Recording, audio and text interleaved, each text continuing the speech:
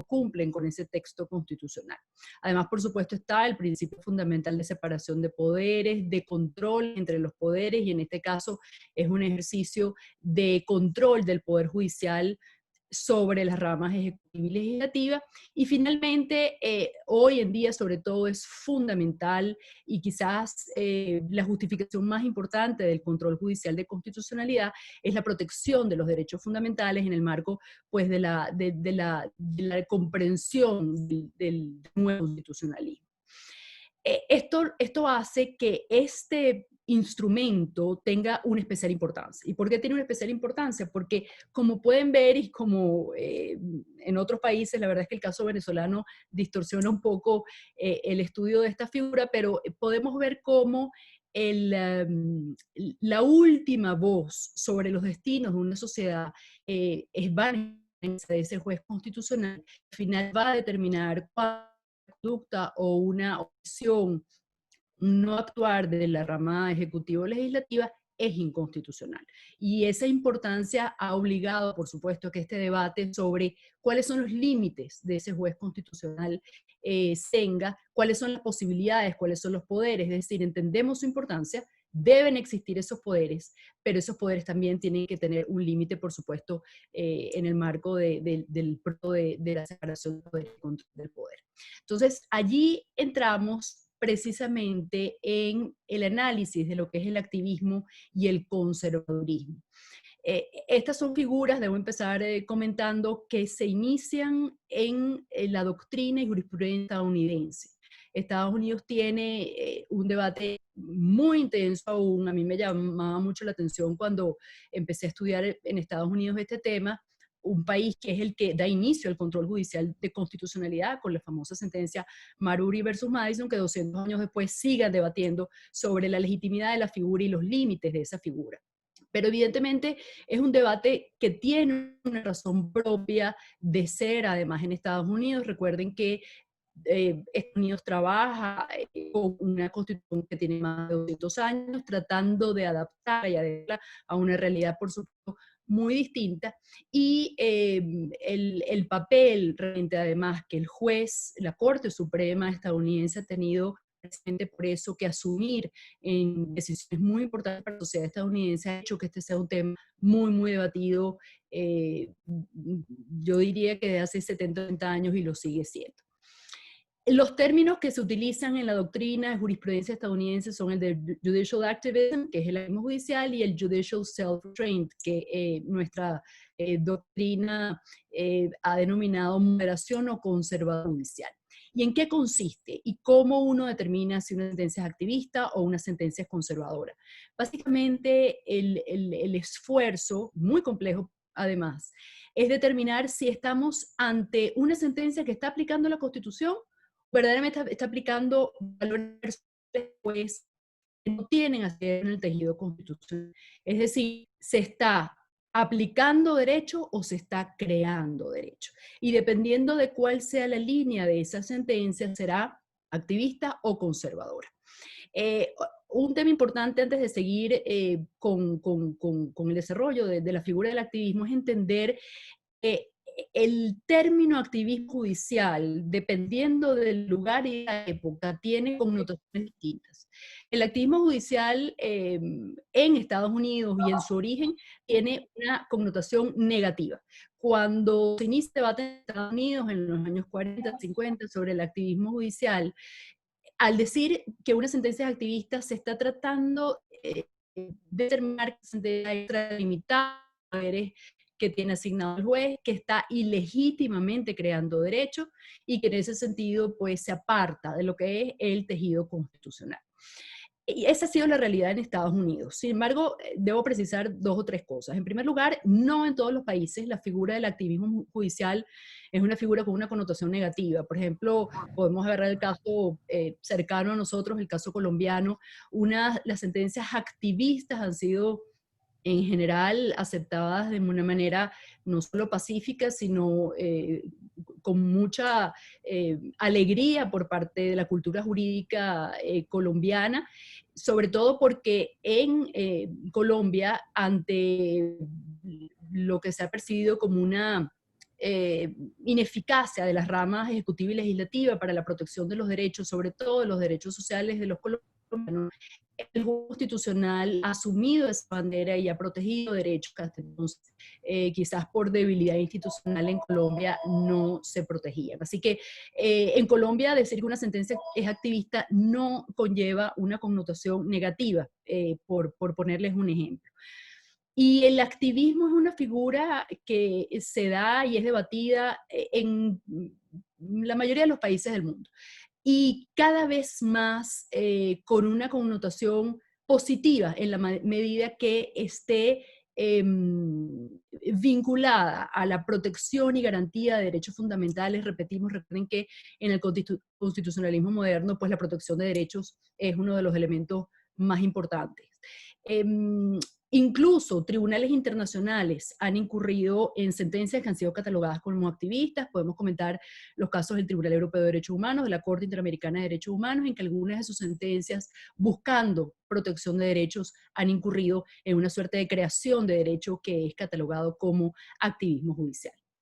En todo caso, retornando al origen, porque creo que es importante para poder entender los límites, volver al debate en Estados Unidos.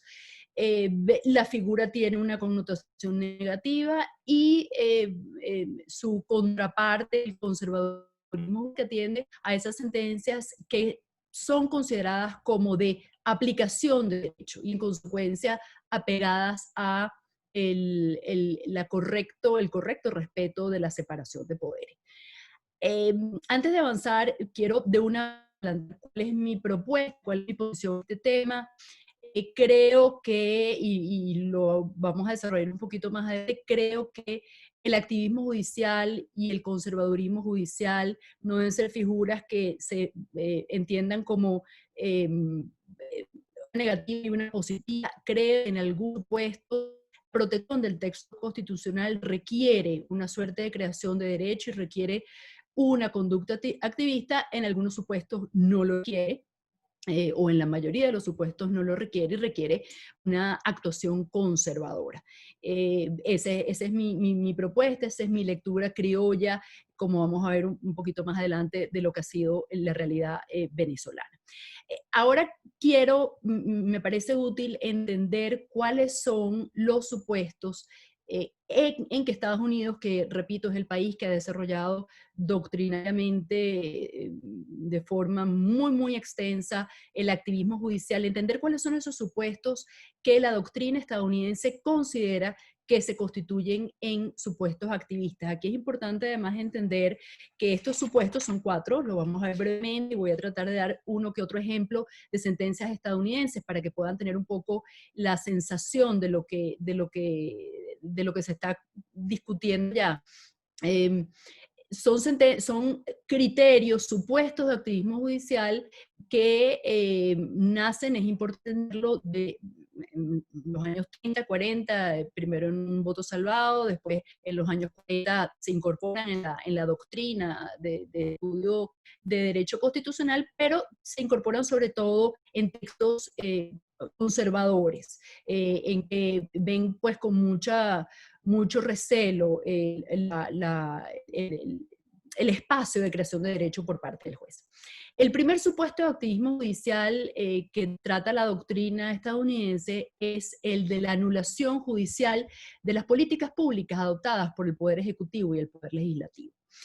¿Por qué? Y esto tiene un sentido evidente: las políticas públicas, ¿verdad? Esas decisiones que toman las ramas ejecutiva y legislativa para la resolución de los problemas del colectivo, son competencia clásica y típica de las ramas que han sido electas por el pueblo precisamente para esa toma de decisiones. Y es por eso que una anulación por su inconstitucionalidad de algunas políticas ha sido algunas veces criticada. Un ejemplo que entiendan de lo que hablamos es las sentencias que se dictaron en los años 30, en que se anularon las leyes que habían sido dictadas con ocasión del New Deal de Roosevelt por la depresión económica que vivía el país, leyes en que había regulación de precios, regulación de comercio interno, contrataciones. La Corte Suprema decide anularlas por considerar que violan la libertad de contratación. Esta fue varias sentencias que se dictaron que fueron criticadas por inmiscuirse en lo que es el espacio propio del Poder Ejecutivo y Legislativo. Ahora bien, mi opinión en este punto es que efectivamente, y eso no puede ser desconocido, hay una legitimidad democrática en la toma de decisiones legislativo y legislativo. Sabemos que hay unos espacios de discrecionalidad en cabeza de las ramas electas del poder público, pero pienso que el supuesto es muy amplio, en el sentido de que si bien hay un espacio de libertad, esa libertad no puede implicar una inmunidad frente a la Constitución. En Venezuela, pues, sentencias desde la época de nuestra Corte Suprema de Justicia han trabajado los límites a esa propia libertad y esa propia discrecionalidad que está en cabeza de las ramas ejecutiva y legislativa y que tiene que tener algún tipo de control por parte, en este caso, pues del juez constitucional. Entonces, creo que es importante evaluar y respetar esa libertad, pero entendiendo que libertad no puede ser una inmunidad frente al texto constitucional. El segundo supuesto que se trabaja en la doctrina estadounidense es aquel que el constitucional interpreta la Constitución en contra de su interpretación gramatical, su elemento gramatical, y en contra de la intención del constituyente. Cada vez que un juez se aparta de lo que dice la Constitución de Estados Unidos y sus enmiendas, o lo que se puede entender que era la intención del constituyente, se considera que estás ante una sentencia activista. Aquí les pongo dos ejemplos de sentencias que fueron criticadas como activistas. La sentencia Bolling versus Sharp y Frontiero versus Richardson, en que se prohíbe la discriminación racial a nivel de las leyes federales y se prohíbe la discriminación contra la mujer. ¿En qué se basa la Corte Suprema del momento? En la quinta enmienda. La quinta enmienda es dictada en 1789, 1788, por ahí. Evidentemente se basa la quinta enmienda en la cláusula del debido proceso. Cuando tú lees la cláusula del debido proceso, la verdad es que es muy difícil de allí desprender que se está prohibiendo la discriminación racial o la discriminación de la mujer. Cuando tú tratas de pensar cuál era la intención en 1789 de la cláusula del debido proceso, sabemos que la intención no era proteger ni, digamos, a las minorías raciales ni a la mujer, porque era un momento en que la discriminación racial y contra la mujer era absolutamente la regla e incluso legitimada. Entonces, estas sentencias han sido criticadas sin duda por, como ha dicho la doctrina, por inventar derechos que no están en el texto constitucional. Por supuesto, son ejemplos emblemáticos en que aquí un poco se ve mi opinión, en el sentido que si bien estas sentencias fueron activistas, eran sentencias que eran necesarias para respetar los derechos de ciudadanos, de minorías, que en la actualidad, pues evidentemente, tenían que ser protegidos en virtud de una realidad, por supuesto, y unos valores distintos que hoy en día la sociedad estadounidense tiene. Por eso es que sobre este punto, mi opinión es que el restringir la interpretación del texto constitucional a meros elementos gramaticales o a la intención del constituyente es muy restrictiva, es muy limitada. Todos sabemos que interpretar un texto constitucional tiene muchas complejidades. Primero, muchas veces es difícil identificar cuál era la intención del constituyente, del legislador y del constituyente, pues evidentemente. En países, sobre todo el caso de Estados Unidos, en que tienes una constitución del siglo XVIII, estamos ante unas realidades cambiantes que hacen difícil el tratar de aplicar la intención de unos constituyentistas que vivían en una realidad y que tenían unos valores distintos a los valores y a la realidad actual. Está el problema de los términos amplios que utilizan los textos constitucionales, que sin duda exigen al juez y al intérprete ir más allá de la interpretación estricta y literal de la norma jurídica. Además, y por último, la complejidad que significa en materia de derecho constitucional que no solo se aplican unas normas, es necesario aplicar unos principios y valores constitucionales que dimanan del propio texto constitucional. Todos estos elementos hacen que la interpretación constitucional tenga que ser más integral, más amplia, sistemática y que exceda pues, estos elementos gramaticales y teleológicos que originalmente llevaron a la limitación o la crítica, digamos, de estos casos como casos de activismo judicial. Este elemento que tenemos en la doctrina como actos de activismo, la inestabilidad interpretativa. Recordemos que aquí, por supuesto, hay un elemento importante, es un país de common law en que el precedente es vinculante, y aquí el abandono o modificación de interpretaciones que hagan los jueces es considerado de una forma negativa y hace presumir que el cambio de criterio puede significar la imposición de valores personales y no de valores constitucionales previstos en el texto constitucional. Aquí pongo un ejemplo que creo que es gráfico de lo que es la inestabilidad interpretativa, el famoso caso de Brown v. Board of Education. Recordemos que la doctrina de la Corte Suprema, la posición, el precedente de la Corte Suprema en materia de racismo, por muchos tiempos fue la doctrina de separados pero iguales, después de la Guerra Civil, en que hay la abolición de la esclavitud. Recordemos se plantea, sobre todo en los Estados Unidos, leyes que obligan a las personas de color a ir a distintos colegios que los blancos, estar en distintos restaurantes que los blancos, ir en distintas partes, baños diferentes, que se conoció como la doctrina separados pero iguales. Fue apoyada por la Corte Suprema, por 50, 60 años y que es cambiada con esta sentencia Brown v. Board of Education, muy, muy famosa, en que la Corte decide que ese criterio de separados pero iguales viola la cláusula de igual protección que está en la enmienda 14. Aquí claramente hubo un cambio de interpretación, por lo cual esta sentencia fue calificada como activista en su momento. Aquí nuevamente creo que es importante sin duda evaluar y asegurar una estabilidad interpretativa por la seguridad jurídica y por evidentemente los límites que debe tener el juez constitucional a la hora de leer, aplicar, interpretar el texto constitucional, pero tampoco podemos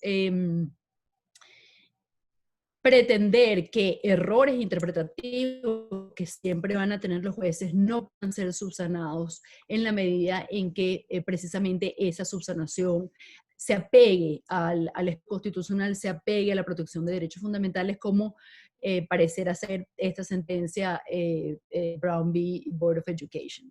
El último supuesto que en Estados Unidos se trabaja para determinar que una sentencia es activista es la imposición por parte del juez constitucional de una política determinada. Es decir, aquí ya no estamos ante la anulación de una política por parte del juez constitucional, de una política que ha diseñado y ha puesto en práctica el Ejecutivo y Legislativo, sino que estamos ante la imposición de una política determinada por parte del juez constitucional. Pongo un ejemplo para entender de este tipo de activismo, la famosa sentencia Roe v. Wade, que también ustedes conocerán, de los años 70, en que se anula una ley del estado de Texas que establecía el aborto como un delito. Pero la Corte Suprema estadounidense no solo se contenta con decir que pues el establecimiento del aborto como un delito viola el derecho a la privacidad y a la intimidad de la mujer, sino que establece una política pública, ordena a los estados que quieran limitar el aborto de alguna manera a trabajar con el famoso esquema que utilizaron de los trimestres sobre qué limitaciones se pueden dar en los embarazos en el primer trimestre, en el segundo trimestre y en el tercer trimestre. E impuso esa forma de determinar las limitaciones que al aborto se le puede establecer a una mujer en las leyes federales. Por supuesto, fue considerada como activista porque no se contentó con anular y llamar pues al legislador a dictar una ley constitucional, sino que estableció los parámetros en virtud de los cuales las nuevas políticas en esta materia tenían que ser dictadas. Aquí también mi opinión es que es fundamental entender la importancia de diferir a las ramas electas del poder público la toma de decisiones políticas públicas, porque para eso han sido electas y representan las fuerzas democráticas de un país, pero creo también, como vamos a ver más adelante, que en algunos supuestos eso no es suficiente. No es suficiente anular una política pública sin establecer unos parámetros, incluso a veces sustituirse en la rama ejecutivo-legislativa. Claro, con límites, por supuesto, no puede haber una sustitución si esa sustitución no es necesaria, si es previsible que este ramo de público asuma una política pública constitucional. También está el elemento muy importante que no podemos desconocer de la justicia. Hay temas que por su complejidad el juez constitucional no puede entrar a trabajar y diseñar, y por supuesto se constituirían en límites a esa sustitución. Pero el cerrar de forma absoluta la posibilidad del juez constitucional creo que llevaría a la imposibilidad de alguna manera de asegurar que políticas públicas en determinadas materias sean constitucionales. Así que esto nos lleva un poquito ya viendo cuáles son supuestos de activismo judicial con los que ha trabajado la doctrina tradicional estadounidense. Quiero aportar un poco mi visión, mi propuesta. Yo, como comentaba, propongo no condenar todas las formas de activismo judicial. Hay activismo judicial bueno y activismo judicial malo. Y creo que también hay sentencias conservadoras buenas y sentencias conservadoras malas, y voy a dar unos ejemplos corticos para entender un poco qué es lo que trato de decir en este tema. Yo creo que más bien los límites, más allá de esos supuestos que creo que son muy amplios que ha trabajado la doctrina estadounidense, los límites deben estar en la protección que haga el juez del tejido constitucional, de los derechos constitucionales. Por ejemplo, creo que son criticables y que no son legítimo ejercicio del control judicial de constitucionalidad las sentencias que se alejan de una razonable interpretación, no solo de la norma constitucional, sino de los principios y valores de ese ordenamiento constitucional que va más allá de la norma que está en el texto constitucional. En segundo lugar, creo que son criticables todas las sentencias que incurran en cambios interpretativos, pero que los cambios interpretativos, como hemos tenido muchas en nuestro país lamentablemente, implican la imposición de valores personales, intereses partidistas, de parcialidades, y que realmente atienden a fines no legítimos del juez constitucional. Y por último, esas sentencias que pretenden ejercer funciones propias de otras ramas que sin duda son criticables en la medida en que se entienda que no es posible o no es probable que la rama ejecutivo-legislativa dicten esas políticas de forma oportuna, y partiendo, por supuesto, además de la base de que sentencias en que el juez asuma una regulación que no tiene la experticia ni la experiencia para asumir son cuestionables. Para redondear esta propuesta mía, les doy estos 2 o 3 ejemplos sobre cómo siento que hay ejemplos reales de manifestaciones de activismo judicial positivas y ejemplos reales de conservadurismo negativas. Por ejemplo, y ya para cerrar el análisis de Estados Unidos y entrar en Venezuela, sentencias que han sido claramente calificadas como conservadoras por la doctrina estadounidense son, por ejemplo, la sentencia Minersville School District versus Govitis. Esta es una sentencia en que la Corte Suprema decide ser conservadora, no anular las normas dictadas por el Poder Legislativo Federal, en este caso es Pensilvania, eran normas que permitían a niños testigos de Jehová ser expulsados de colegios si ellos no juraban lealtad a la bandera. Esto era algo que estos niños no podían hacer porque iba contra su religión, y a pesar de eso, pues la Corte Suprema decidió que no podía incurrir en activismo y no anuló esas normas. Eso llevó en la práctica a un gran número de niños testigos de Jehová maltratados, golpeados en los colegios e inclusive expulsados. Se calcula que unos 2.000 niños testigos de Jehová fueron expulsados de colegios de Estados Unidos, y fue tan grave la situación que unos años después la Corte Suprema tuvo que anular estas decisiones en una conducta activista. Y ahí vemos cómo esta sentencia conservadora no protegió derechos, tuvo efectos negativos, y tanto es así que la propia Corte Suprema tuvo que revertirla. Y el otro ejemplo, que también creo que es bastante claro, es la famosa sentencia Bowers versus Hardwick, que es este señor Hardwick, que era un mesonero homosexual y que es detenido por tener relaciones homosexuales dentro de su casa. Se pide a la Corte Suprema que anule estas normas y nuevamente en un ejercicio de conservadurismo decide no anularlas, porque eso es una decisión del Poder Legislativo Federal, y mantiene la prohibición de relaciones homosexuales y la posible cárcel de pues ser conseguido alguien en una actividad de esta naturaleza. Vemos cómo en estos casos estamos ante claramente la imposición de mayorías, minorías en violación de derechos de estas minorías, y se dieron estas violaciones producto de unas sentencias calificadas como conservadoras. Por último, sentencias activistas que fueron muy, muy debatidas, son muy interesantes. Sentencias activistas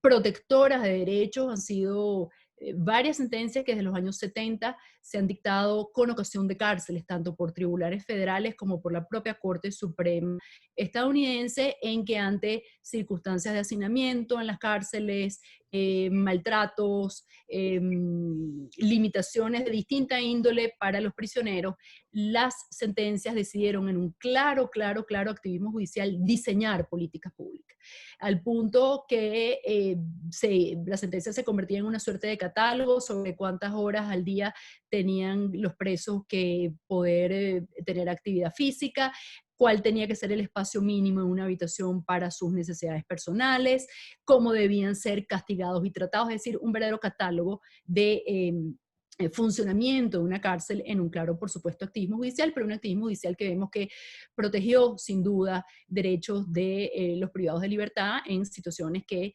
estaban en situaciones verdaderamente criticables, de acuerdo con lo que uno lee de las propias sentencias, la narrativa de esa sentencia. Esto nos lleva entonces ya para concluir a ver la realidad venezolana. La realidad venezolana es compleja de discutir, sobre todo en un tema como este. Primero debemos recordar que el juez constitucional venezolano es uno de los jueces más poderosos, en el sentido de que el repertorio que tiene un juez constitucional es amplísimo. Hay todo tipo de mecanismos de control entre actos, hechos, actuaciones, omisiones del Poder Ejecutivo, Legislativo, y perdón que siempre digo Ejecutivo, nosotros tenemos el electoral y ciudadano, que por supuesto son parte de los poderes controlados por el Poder Judicial. Un amplio repertorio, repito, de acciones que están tanto en la Constitución como en las leyes, e incluso han sido creadas, como sabemos, por el propio juez constitucional, en un pleno control, un control sin duda integral de la constitucionalidad de las actuaciones de las ramas del poder público. Esa situación además se ve exponenciada en Venezuela. Recordemos que en Venezuela nosotros tenemos un control de constitucionalidad, es decir, no está solo el control concentrado en cabeza de nuestro juez constitucional, el Tribunal Supremo de Justicia, sino que todos nuestros jueces pueden ejercer un mecanismo de control de constitucionalidad, que es el confuso. Así que es un ejercicio extraordinario de poder que está en cabeza de todos los jueces venezolanos. Estudiar, como decía, el caso venezolano es muy complejo porque sabemos que hay una absoluta falta de independencia judicial. Lamentablemente, mecanismos de control judicial, de constitucionalidad, han sido en la mayoría de las veces utilizados, lamentablemente, no para proteger la Constitución, no para proteger derechos fundamentales, sino para mantener a un grupo en el poder. Y eso hace que sea bien complicado y bien difícil ser objetivo en el análisis de los poderes en cabeza de los jueces constitucionales que en la actualidad tenemos. Pero bueno, es nuestra obligación tratar de hacer el análisis objetivo y académico pues, que requiere la determinación del activismo o conservadurismo en Venezuela. Así que intentemos con la mayor objetividad entrar en ese análisis. ¿Existe en Venezuela activismo judicial? Evidentemente. ¿Existe conservadurismo? Evidentemente. Hay sentencias que han creado derecho, hay sentencias que no han creado derecho, hay sentencias que han propendido a la protección de derechos fundamentales, hay sentencias que lo que han hecho es limitar los derechos fundamentales. Veamos algunas y partiendo de mi propuesta, que es mi propuesta criolla, que sobre todo es importante entender cuándo ese activismo ha sido positivo, porque ha significado una verdadera protección de la Constitución y de los derechos fundamentales, o cuando no lo ha sido. Hemos tenido sentencias activistas buenas y sentencias activistas malas. Veamos algunos ejemplos. Ejemplo de sentencias activistas buenas, como yo las califico, en que se ha promovido la protección de los derechos, tenemos sentencias que se iniciaron incluso con la Corte Suprema anterior y con el Tribunal Supremo de Justicia en relación con todo lo que es la operatividad de los derechos prestacionales. Recordemos que originalmente los derechos prestacionales eran derechos que tenían un carácter programático, que no podían ser protegidos por el juez hasta que el legislador los desarrollara. Pues bueno, varias sentencias de enfermos de VIH y enfermos mentales, se cambia la interpretación, se dice que deben ser derechos que puedan ser protegidos por el juez constitucional, porque si no simplemente son letra muerta en el texto constitucional. En este caso, por ejemplo, varias sentencias no solo declararon con lugar acciones de amparo, etcétera, sino que concretas en materia de políticas públicas, órdenes al Instituto Venezolano de los Seguros Sociales, no solo de entregar las medicinas que eran requeridas, de hacer los exámenes que se requerían. Incluso hay sentencias en que se ordenaba de forma muy activista la rectificación de partidas presupuestarias para que hubiese los recursos necesarios para atender las necesidades de estos enfermos. Entonces, claro activismo, pero que sin duda protegió, en este caso, el derecho a la salud de estos accionantes en varias sentencias, repito, que se dieron tanto en la época de nuestra Corte Suprema como del Tribunal Supremo de Justicia. Segundo ejemplo que quiero traer para tratar, digamos, de eh, defender mi posición de que hay un activismo que es necesario, es el ejercicio de la jurisdicción normativa en algunos supuestos, ¿Qué es la jurisdicción normativa? Recordemos que la jurisdicción normativa es un término que se incorpora de forma expresa en los años 2001, 2002, el Tribunal Supremo de Justicia la incorpora en el famoso caso de los créditos indexados, Asociación Civil de Deudores Hipotecarios de Vivienda Principal, en que dice que cuando un derecho no puede ser ejercido porque falta desarrollo legislativo y el poder legislativo no ha desarrollado, pues la Sala Constitucional está obligada a dictar una normación transitoria, temporal, que permita la ejecución, la garantía de ese derecho. Hay que reconocer que si bien es un término que incluye de forma expresa la Corte, el Tribunal Supremo actual, ya de la Constitución del 99, bajo la Constitución del 61, hubo una suerte de jurisdicción normativa en algunos casos. Recordemos, por ejemplo, la acción de amparo. Recordemos que la acción de amparo estaba prevista en la Constitución del 61, pero el legislador nunca dictó la ley de amparo, y fueron los jueces en distintas sentencias en que empezaron a establecer los parámetros, el procedimiento, el tribunal competente, los fines de hacer posible el ejercicio de ese derecho al amparo, a la protección de derechos fundamentales. pero por supuesto, sin duda, ha sido el actual Sala Constitucional del Tribunal Supremo de Justicia la que ha ejercido de forma agresiva la jurisdicción normativa. En algunos casos, como son los que voy a comentar, creo que necesaria, lo hizo para dar operatividad a las acciones por intereses colectivos difusos, a las acciones ante omisiones legislativas, para ejercer el derecho de habeas data, en el recurso de revisión, todas acciones que no podían ser interpuestas porque el legislador no había legislado, no habían parámetros, procedimientos establecidos, tribunales competentes, parámetros de procedencia de esas acciones. A través del ejercicio de la jurisdicción normativa constitucional, pues dio vida a estas que estaban previstas en el texto constitucional. Y el último ejemplo que quiero traer es cómo el Tribunal Supremo estableció una interpretación, creo yo, adecuada de lo que es tejido constitucional, un sistema integral de responsabilidad patrimonial del Estado. Recordemos que nuestra Constitución habla claramente que el Estado responde por las actuaciones de nuestra administración pública, en donde entraría pues Ejecutivo, Poder Ejecutivo, Ciudadano y Electoral, y responde de las actuaciones de nuestros jueces, del Poder Judicial.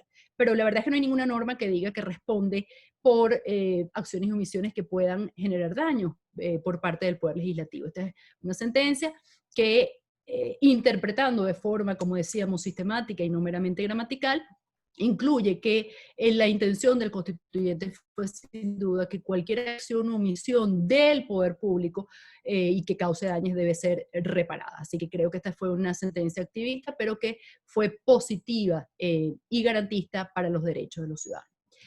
Vamos por último a ver las sentencias activistas que no han promovido, y esto es por supuesto solo unos ejemplos de los tantos que todos sabemos que existen, pero para que entendamos de lo que estamos hablando, sentencias activistas que ni han promovido la protección de derechos fundamentales ni se han apegado al espíritu de nuestro tejido constitucional.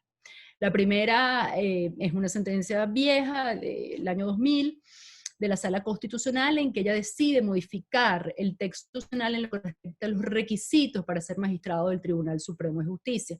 Recordemos que en esa época esa sentencia es dictada por los llamados magistrados provisorios, aquellos que habían sido designados hasta que fuera electa la Asamblea Nacional y se designaran los magistrados definitivos. En esa triste sentencia, los magistrados, sin necesidad además, porque no era necesario estaban solicitando la aclaratoria de una medida cautelar y en el marco de eso, pues deciden decir que, por cierto, a los magistrados transitorios no se les puede aplicar los requisitos de la Constitución y que para poderlos a ellos designar de forma definitiva, es solo suficiente el que se evalúe el número de sentencias que han dictado durante la provisoriedad y la calidad de esas sentencias. En absoluto divorcio del texto constitucional y burdamente defendiendo los intereses personales de los magistrados que suscribieron esa sentencia. Pero además de eso, como si no fuera poco, deciden modificar algunos de los requisitos que están en el texto constitucional. Pareciera que para hacer más fácil el poder llegar a ser magistrado, por ejemplo, nada más para dar un ejemplo, se desnaturaliza el requisito de profesor titular, que como todos sabemos es el máximo escalafón de la carrera universitaria, y de la carrera docente universitaria, y dice que profesor titular va a ser entendido solo como un profesor activo y no como el escalafón que todos sabemos que implica un profesor titular. El segundo ejemplo que quiero traer es la terrible regulación que ha hecho la Sala Constitucional de lo que es la libertad de expresión. Sentencias varias que empezaron con el famoso caso Elías Santana y después siguieron con el caso Rafael Chavero y otras más, fueron desnaturalizando la libertad de expresión, estableciendo parámetros que no están en el texto constitucional, que violentan además los parámetros internacionales en la materia, estableciendo límites que no existen que no son válidos para la libertad de expresión, estableciendo supuestos de censura previa, limitando los derechos a replicación, creando responsabilidades en medios de comunicación que no eran válidas, que no existen que no deben existir, que violentan la libertad de expresión, y sin necesidad, además, en una suerte de jurisdicción normativa que no era necesaria en casos, caso de Elías Santana, en un amparo para un derecho de réplica, y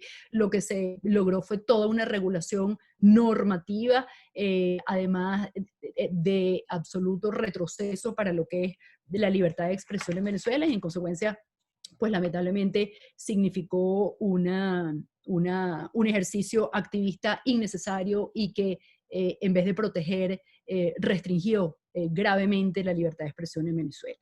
En tercer lugar, quiero comentar la nulidad de la famosa sentencia de José Armando Mejía, que todos recordarán, en que se anula en una acción de amparo. No había una solicitud de nulidad de la ley orgánica de amparo, pero en una acción de amparo simplemente la Sala Constitucional decidió que la ley de amparo tenía una inconstitucionalidad sobrevenida, frente a la Constitución del 99, y decide anularla parcialmente, y no solo anularla, sino que decide legislar, dictar una regulación de ley de amparo que no solo no era necesaria, que no era permitida en el marco procedimental en que se dio, sino que además, en mi opinión, introdujo retrocesos a lo que era precisamente el procedimiento de amparo previsto en la ley orgánica de amparo. En cuarto lugar está el dramático, por decirlo de alguna manera, calificarlo de alguna manera, desmantelamiento que la Sala Constitucional ha hecho del derecho de los venezolanos a acceder a la justicia internacional de los derechos humanos. Un grupo quizás de 7, 8 sentencias fueron desmantelando desde el año 2001-2002 hasta 2017, fueron desmantelando el derecho que está expresamente previsto en nuestro texto constitucional de poder acceder a las instancias internacionales para la protección de nuestros derechos. Primero empezaron sentencias diciendo que las opiniones de la Comisión Interamericana de Derechos Humanos no eran obligatorias en Venezuela. Después se da un paso más allá en el exceso y se considera que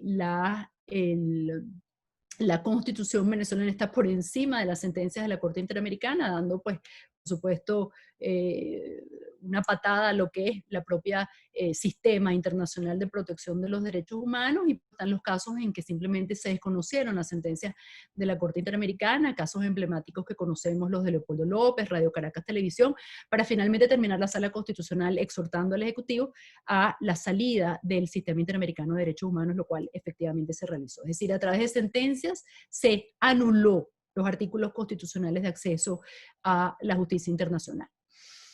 Y por último, bueno, el desmantelamiento, en primer lugar, del control político de la Asamblea Nacional sobre los estados de excepción. Recordemos que en Venezuela nuestra Constitución, además de forma histórica, pacífica, establecía dos límites: el control político en cabeza de la Asamblea Nacional, el control judicial de constitucionalidad en cabeza del Tribunal Supremo ante estados de excepción. La Sala, por supuesto, por razones absolutamente políticas, decide desmantelar el control político y señalar que no importa que la Asamblea Nacional objete en ejercicio de control político un estado de excepción, porque el único control importante y que puede invalidar un estado de excepción es el que realiza la Sala Constitucional. Y por supuesto, sin mencionar el desmantelamiento de la propia Asamblea Nacional, pero bueno, ahí ya no estamos ni siquiera ante un activismo judicial, estamos ante simplemente la desaparición de una rama del poder público, la rama electa, representativa del pueblo, en una burda manipulación que hizo la Sala Constitucional a través de distintas sentencias, como sabemos. Y bueno, con esto llegamos a nuestras conclusiones. He querido un poco exponer la visión de lo que la doctrina maneja como activismo y conservadurismo, pero cómo a la vez, si bien los orígenes del activismo son orígenes, repetimos, con connotaciones negativas, cada vez más en el mundo, tribunales europeos, latinoamericanos, ejercen activismo judicial, cada vez doctrina constitucional apoya el activismo judicial, pero en la medida, por supuesto, que esté apegado a la Constitución y que esas sentencias verdaderamente tengan una vocación de protección de derechos fundamentales. Por eso es que repito que dependiendo de los hechos y la naturaleza de lo que está siendo debatido, puede que haya una sentencia que requiera ser conservadora y que solo requiera la aplicación de derecho, y en algunos supuestos puede que se requiera algún tipo de activismo que exija, por las razones que ya hemos mencionado, crear derecho para proteger esos derechos fundamentales. Realmente el caso venezolano es excepcional, realmente distorsiona el análisis de esta figura, es un duro golpe verdaderamente para los que como yo defendemos el ejercicio del control de constitucionalidad, porque evidentemente, como todos sabemos, el ejercicio del control judicial de constitucionalidad en Venezuela en los últimos años no ha hecho más que desnaturalizar, desconocer la Constitución, violentar derechos y desnaturalizar nuestro Estado de Derecho, nuestra democracia y la propia legitimidad de la institución. Ahora, yo trato de hacer un llamado en ese sentido a rescatar, a tratar de diferenciar lo que es la institución de lo que son los actores que dramáticamente hemos tenido en estos últimos años ejerciendo este poder. Yo quiero rescatar la importancia del control judicial, la importancia de que haya un mecanismo de asegurar el apego a la Constitución y a los derechos cuando las ramas electas no se apegan a la Constitución. Y creo que más bien el debate tenemos que centrarlo hacia el futuro, hacia una construcción de un Estado, de nuevo Estado de Derecho, con instituciones sólidas, y el debate tiene que estar precisamente en buscar cómo conseguir asegurar la idoneidad, la calidad de nuestros jueces, debatir sobre los controles que tiene que haber sobre estos jueces constitucionales sin ninguna duda. Y creo que, bueno, estas charlas y estos debates son fundamentales porque hay que debatir, hay que hablar, hay que en un nuevo país asegurarnos de que nuestro juez constitucional verdaderamente se convierta en un guardián de la voluntad popular, en un guardián de los derechos fundamentales y no como lamentablemente en la actualidad hemos visto en un usurpador lamentable del poder constituyente. Bueno, con esto concluyo mis comentarios. Muchísimas gracias por el tiempo. Muchísimas gracias, Margarita, por tu exposición. La he disfrutado muchísimo. Bueno, invitamos a las personas que quieran hacerle alguna pregunta a Margarita Escudero. Utilicen el chat, que con mucho gusto yo se la transmitiré. Quisiera hacer una pregunta introductoria mientras recibimos, Margarita, las preguntas a través del chat. Y obviamente está contaminada por mi formación tributaria, ¿no? Donde fundamentalmente lo que sentimos es que bajo el paraguas del activismo judicial, donde hay un control de la constitucionalidad o existe la posibilidad de controlar las acciones del poder de la rama legislativa y ejecutiva, hay un desplazamiento de la actividad legislativa. Hay lo que yo siento, mientras te transmito otras preguntas de los asistentes, es que la Sala Constitucional está usurpando actividades propias de la Asamblea Nacional, particularmente en un tema tan delicado como en el ámbito tributario, como es el principio de legalidad tributaria. De manera que un poco la conclusión que yo saco de estos precedentes que tú nos has dado es que, bueno, tienen un origen menos cuestionable o una práctica menos cuestionable cuando se trata de derechos fundamentales, derechos civiles, derechos humanos, de respeto a las minorías. Pero esta actuación subrepticia de la Sala Constitucional para dictar normas tributarias es algo que a todos los tributaristas nos preocupa. Sin duda, y por eso te decía que es tan difícil analizar el control judicial de constitucionalidad en Venezuela, porque como tú dices, los excesos, los abusos que hemos visto en el marco del ejercicio de este control judicial exceden, yo diría que exceden la propia calificación de activismo-conservadurismo. Estamos ante una suerte en que no se está, no vamos a decir que se está aplicando derecho, que se está interpretando derecho, es que simplemente se está yendo en contra del texto constitucional con unos fines absolutamente parcializados. Entonces, como tú bien dices, cuando uno analiza esto desde el punto de vista teórico, cómo puede haber en algunos momentos la necesidad de que el juez cree derecho en protección a los derechos fundamentales, y ves este tipo de sentencias que nosotros hemos tenido, pues choca y dices, ¿cómo puedo yo limitar estos excesos? Y uno piensa, bueno, limitándolo simplemente que no pueda haber creación de derechos, ¿no? Por eso es tan complejo y estoy totalmente de acuerdo contigo. Yo creo que hay sentencias venezolanas, muchísimas, que ni siquiera son activistas, es decir, uno les llama como activistas, pero realmente son una violación burda y flagrante del texto constitucional, en que ni siquiera se hace un esfuerzo de anclarlas a la Constitución, ni siquiera se hace el esfuerzo de decir, bueno, esta norma dice esto y yo la interpreto de esta manera por estas razones. Simplemente se decide en absoluto divorcio del texto constitucional. Y eso es lo que tú dices, sin duda, no solo en derecho tributario, bueno, en derecho administrativo, y yo creo que en todas las ramas lo hemos visto de forma muy clara. Gracias, Margarita. Ahora sí empiezo a transmitirte las preguntas y comentarios del chat. José Armando Sosa, felicito a Margarita por tan documentada y fluida presentación. Rosa Caballero, miembro del Consejo Directivo del ABT, te dice, impecable presentación, felicitaciones a la doctora Escudero. Manuel Marín, impecable como siempre, querida Margarita. Elvira Dupuy dice, felicitaciones Margarita, excelente, muy completa e ilustrativa exposición. José Rafael Belisario dice, excelente exposición, gracias Margarita por sacarnos un rato de nuestro mundo tributario y hablarnos por un tema tan interesante, utilizando además el derecho comparado. Mi amigo Juan Corodi, y miembro del Consejo Directivo, dice lo siguiente, estimada Margarita, como era de esperarse, una brillante y ponderada presentación. Dos preguntas.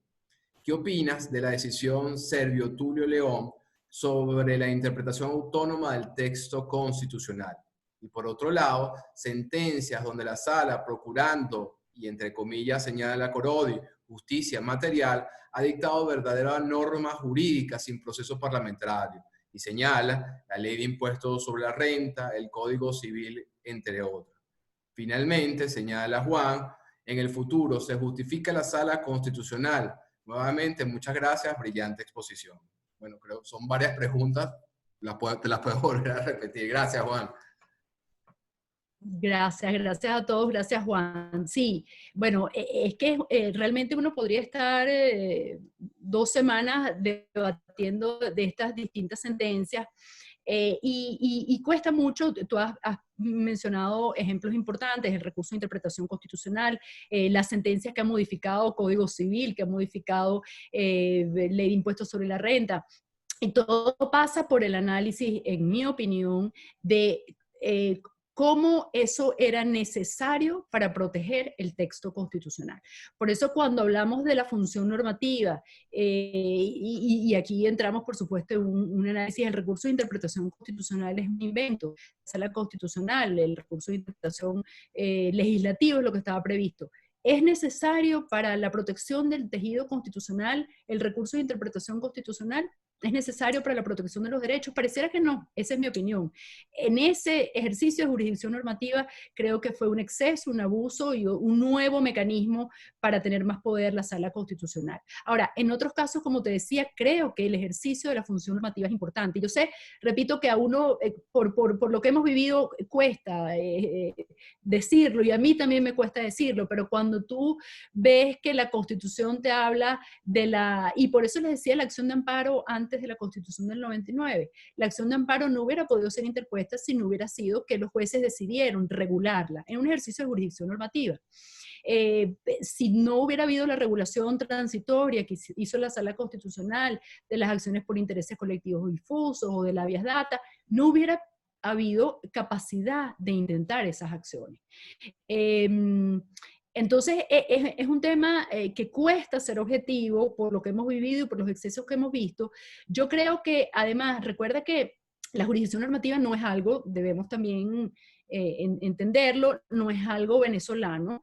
Existen una serie de tipos de sentencias a nivel de derecho comparado, y estamos hablando desde los tribunales constitucionales alemanes hasta tribunales latinoamericanos, franceses, en que hay normación, en que hay las sentencias que se llaman interpretativas, las sentencias que se llaman aditivas, por ejemplo, en que el juez constitucional incorpora texto a la norma jurídica, que son las llamadas sentencias aditivas que se dictan en Alemania, por ejemplo. Entonces, el problema es que, claro, nosotros al ver los excesos y los abusos que hemos tenido que leer y vivir y asumir, cuesta el aceptar este poder normativo. Yo sí creo que ese poder normativo es necesario en determinados supuestos, tratando, repito, y haciendo un gran esfuerzo de divorciarnos de lo que ha sido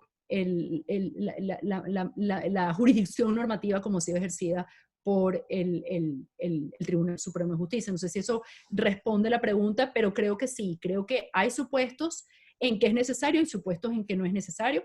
Hay supuestos en que no solo no es necesario, sino simplemente es una violación burda al texto constitucional y que va en contra de los valores y principios constitucionales. Entonces hay muchos escenarios y lamentablemente la mayoría del lado malo. Pero por eso digo, y creo que es importante rescatar la institución y tratar de divorciarla, la institución de los actores, el control judicial de constitucionalidad no debe ser entendido como una institución mala porque hemos tenido esta desgracia en su ejercicio. Poner la línea sí es complejo. Poner dónde debe haber la creación, dónde debe haber la normación, es algo muy complejo, así es, pero creo que debemos rescatar la figura y luchar, como decía, porque en un futuro la figura sea utilizada con sea una figura activista, pero utilizada con la moderación que requiere. Gracias, Margarita.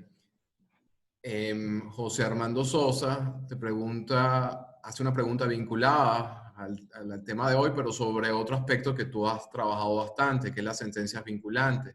José Armando Sosa señala lo siguiente, Margarita: creo que en el futuro hay que regular la nefasta figura de las sentencias vinculantes que obligan a jueces a no separarse de criterios jurisprudenciales.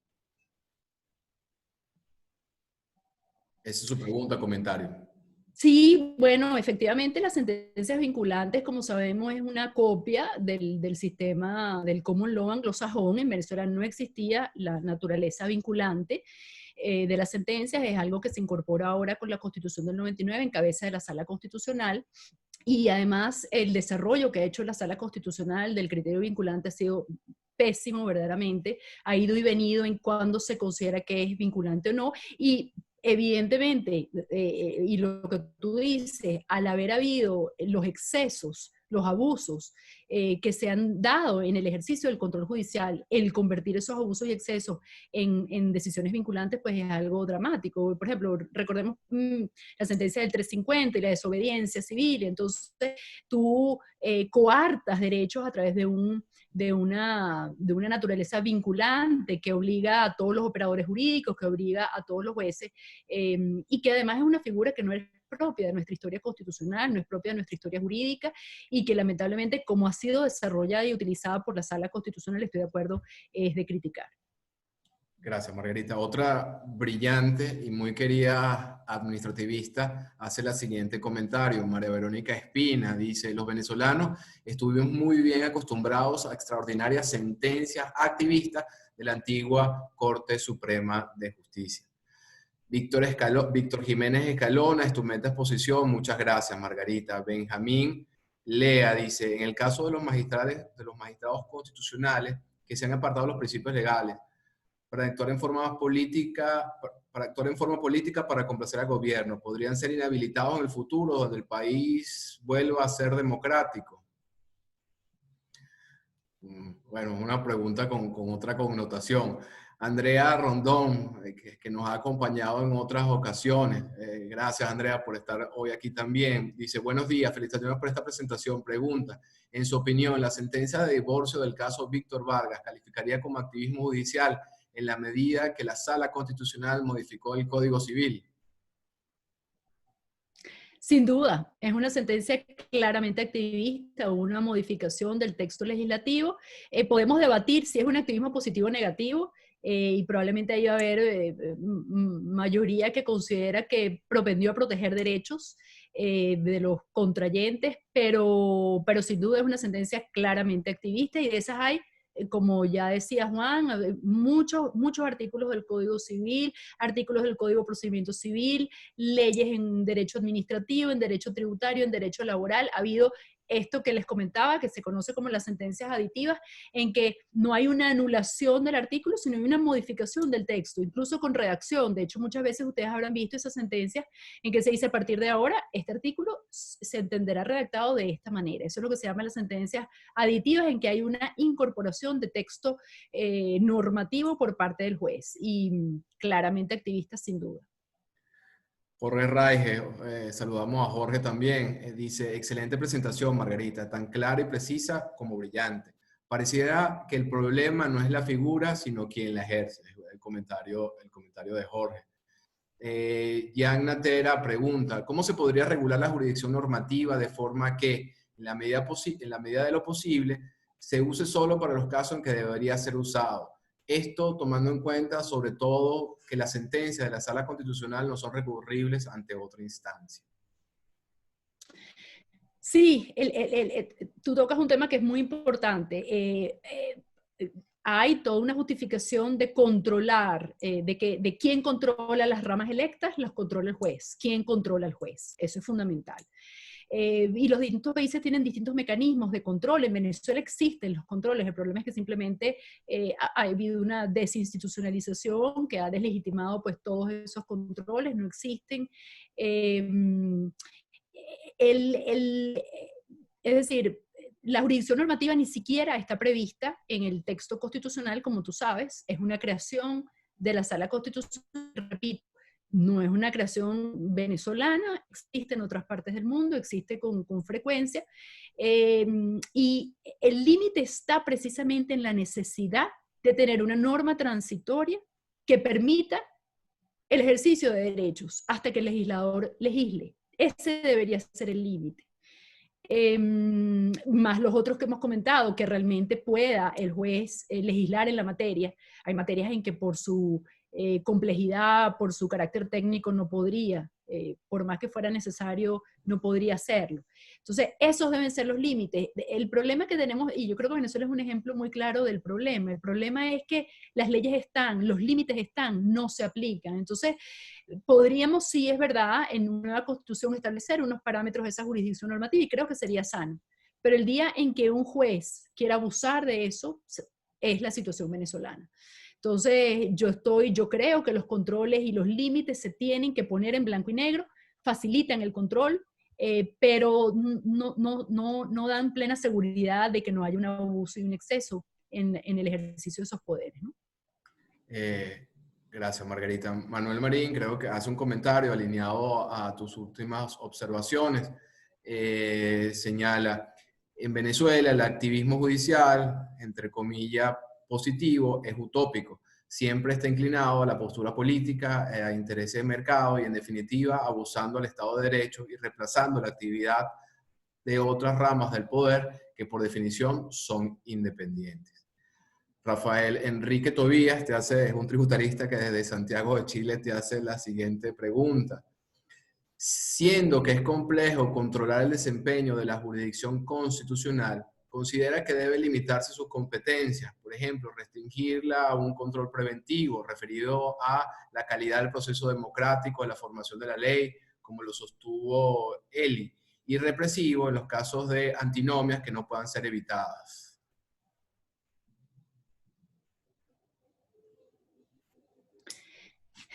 Sí,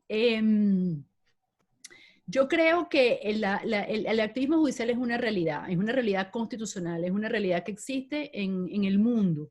Y creo que nos hemos quedado un poco en el punto de la crítica y no de su regulación. Yo sí creo que debe haber una regulación y una claridad, y que pasa por una aceptación de la figura, es decir, es una realidad.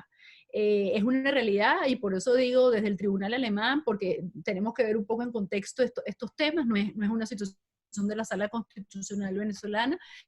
Lo que hemos visto en Venezuela es otra cosa, pero digamos, es una realidad, y yo sí estoy de acuerdo en que esa realidad requiere una regulación que no existe. Yo creo que producto precisamente por esa crítica, aún esa sensación de que el activismo es una violación de los poderes del juez constitucional.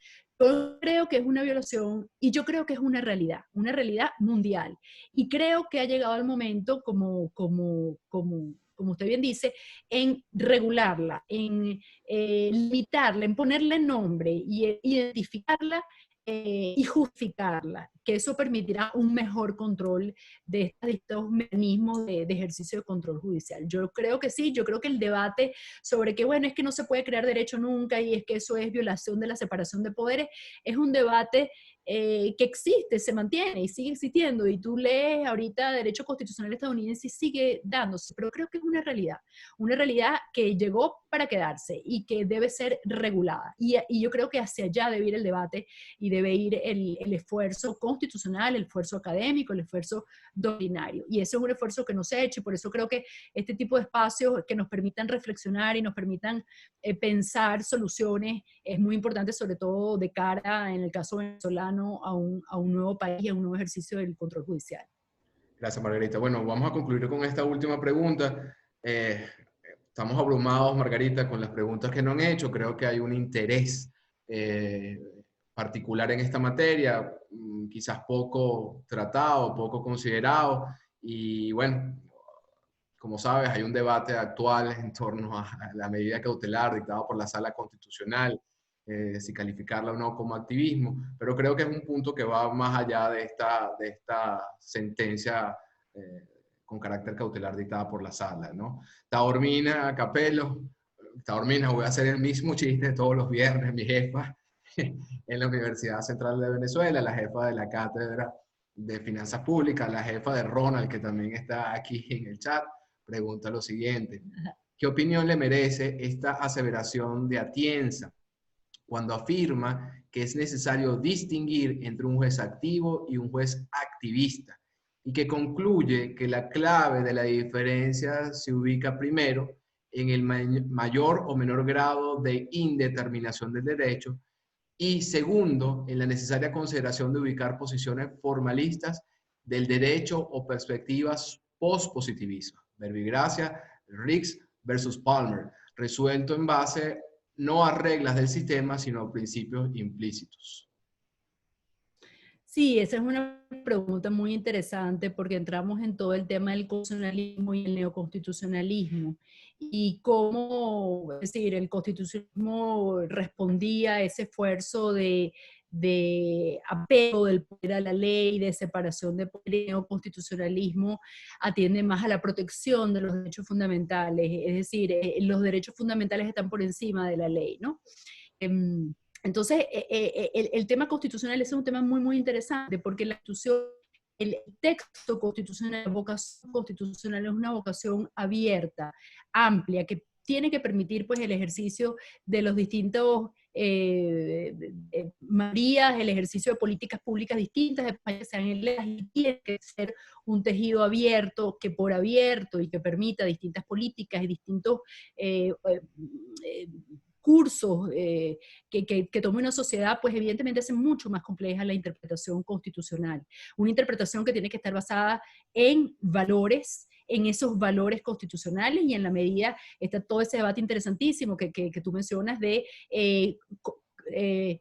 cómo se interpreta la norma constitucional, cuáles son los elementos de interpretación de esa norma constitucional, cómo divorciar, cómo identificar los valores del constitucional y la búsqueda de la protección de los derechos frente a los valores subjetivos y personales que los jueces tienen, ¿no?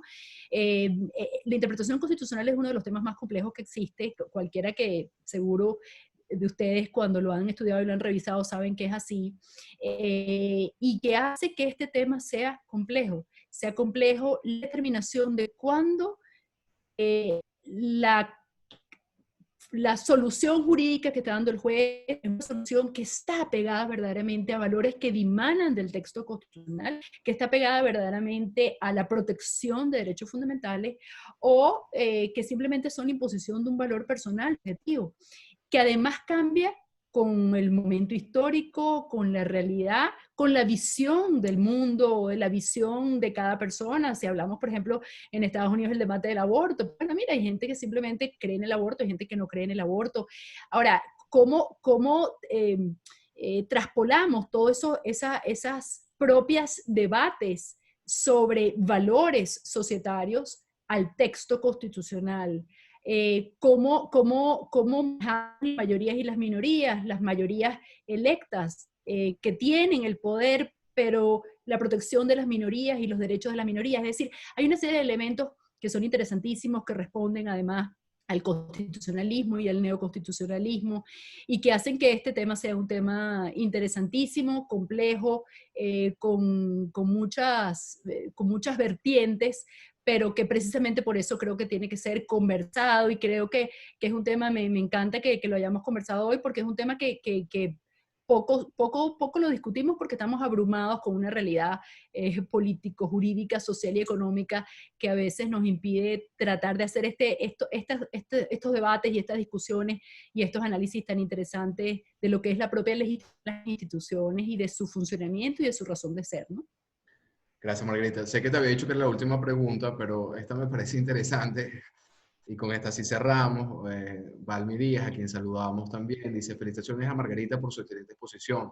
Pregunta: ¿qué peso crees que pueda tener el carácter vitalicio de los magistrados en su imposición de convicciones personales en las decisiones judiciales en este contexto?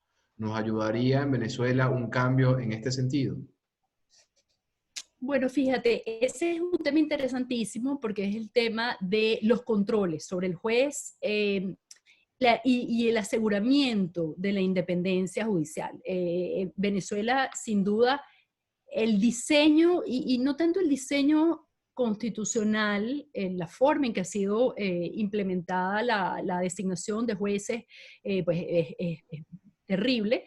Hay una absoluta falta de independencia judicial, y en la medida en que el elemento de control sobre el juez existe, sin duda debilita la independencia. El tema de los jueces vitalicios, como es el caso de Estados Unidos, creo que es un elemento interesante, es un elemento que puede ser útil. Es el único, sin duda, para lograr la independencia, pero es un elemento que facilita la independencia del juez, que no está pendiente de que va a ser removido por una decisión que sea contraria a los intereses de una mayoría política en un momento determinado. Pero no es la única medida. Yo creo que en Venezuela existen unos controles. Lamentablemente los controles simplemente eh, son letra muerta, y es que hay una desnaturalización de la institución que hace muy complejo su análisis. Pero yo creo que eso es parte del debate. Parte del debate es ver, ¿es suficiente unos controles de faltas graves, por ejemplo, como tenemos nosotros? Está bien que sean 12 años, debería ser vitalicio, y eso es parte del estudio de las soluciones comparadas, que yo creo que es muy importante, cual tenemos que entrar ya, nuevo país que se tiene que construir. ¿Cuáles son las vías que en el derecho comparado han funcionado mejor? El tema de los jueces vitalicios, de los jueces constitucionales vitalicios, es una herramienta que vale la pena explorar, sin duda, que nos obliga en general a analizar todas las fallas que hemos tenido en el ejercicio de la función judicial en general, de la designación de los jueces, de la parcialidad política, de la falta de integridad, de la falta de calidad, de experticia. Son muchas fallas. Eh, y hay que hacer ese análisis académico, ese análisis científico, ese análisis de derecho comparado, para ver cuál puede ser la mejor solución para esa nueva Venezuela y ese nuevo juez constitucional, sin duda. Bueno, muchas gracias, Margarita. De verdad complacidos con tu exposición. Confieso que la he disfrutado muchísimo. Confieso que tengo opiniones divergentes en algunos temas, pero me voy con la cabeza llena de ideas y pensamiento. Antes de despedirnos, quisiera darle la palabra a Elvira Dupuy, expresidente de la BDT, pero también actualmente coordinadora del Comité Procesal, que quisiera compartir un anuncio con todos ustedes. Elvira, si silencias tu micrófono, con muchísimo gusto, para que nos compartas el anuncio. No sé si Elvira todavía está con nosotros. Claro, ¿cómo me iba a perder eso? Imagínate. Primero que nada, felicitaciones nuevamente, Margarita. Excelente exposición, muy completa, muy ilustrativa para todos. Siempre es bueno conocer el derecho comparado en estos casos, dada la precaria situación nuestra. Muchas gracias por haber participado el día de hoy. Muchísimas gracias a ustedes. Bueno, lo que quiero es hacerles una invitación a todos, que este año nuevamente, y a pesar de la pandemia, vamos a tener nuestras tradicionales jornadas procesales. Van a ser en octubre, todavía no tenemos precisa fecha, pero estén atentos a las redes sociales de la asociación. Estamos ya trabajando en ello, tenemos ya varios interesantes ponentes con propuestas muy interesantes que no les quiero adelantar por ahora, y van a ser en homenaje a nuestro querido amigo y colega, fundador, junto con quien suscribe y algunos otros compañeros del Comité Procesal de la asociación, el profesor Alberto Blanco Uribe, a quien muchos de ustedes conocen, y merecedor de este homenaje por la gran labor que Alberto ha hecho durante tantos años en pro del derecho procesal y particularmente en el campo del procesal tributario. Excelente, y bueno, como dice el dicho, hijo de gato caza ratón, hijo de María Olga Quintero, pues no nos podía ser Alberto el estupendo procesalista que es. Así que bueno, esperamos contar con todos ustedes, les mantendremos informados de la fecha y las condiciones, posiblemente va a ser por esta misma vía a la que nos hemos acostumbrado en tiempos de pandemia. Muchas gracias, y gracias Juan Carlos por permitirme hacer esta breve intervención el día de hoy. Gracias a ti, Elvira, esta es tu casa. Bueno, nos despido. Les recuerdo la agenda de nuestros próximos encuentros. El próximo viernes, Natalie Rodríguez conversando sobre las implicaciones del fallo Apple. Creo que es otro tema interesantísimo. La semana siguiente, el profesor Carlos García Soto examinando las implicaciones de este estado de alarma extendido. El siguiente viernes, Mariano Alba conversando con nosotros acerca de las implicaciones en materia diplomática y política de las elecciones en los Estados Unidos, y cerramos el viernes siguiente, después de Mariano Álvarez, conversando sobre moneda funcional, expresión de la moneda en los estados financieros y sus implicaciones contables y fiscales con los socios de la auditoría financiera y fiscal de Ernst & Young. Muchas gracias, buen provecho. Chao, Margarita. Gracias, Juan. Gracias a todos. Buenas tardes. Buenas tardes. Gracias a todos.